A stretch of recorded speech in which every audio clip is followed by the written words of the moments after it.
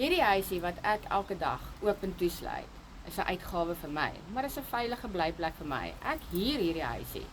Ek huur hom by 'n CEO. En hoekom sal 'n CEO nou 'n ekstra inkomstestroom vir homself genereer?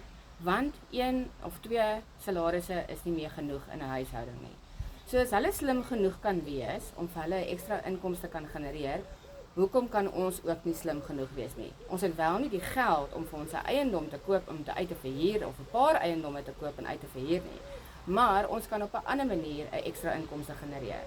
So my eerste inkomstestroom is my salaris wat ek elke dag werk van 8 tot 5 en my tweede inkomstestroom het ek belê in myself en ek het vir my 'n digitale aanlyn besigheid gekoop wat vir jou stap vir stap wys hoe om 'n ekstra inkomste te verdien. So as jy ook in dieselfde situasie sit, dit is tyd dat ons almal vir ons 'n ekstra inkomste genereer. Laat weet vir my, bel vir my, WhatsApp vir my, my nommer is 083-310-2623 en ek wys vir jou hoe kan jy ook 'n ekstra inkomste genereer. Lekker dag, praat weer.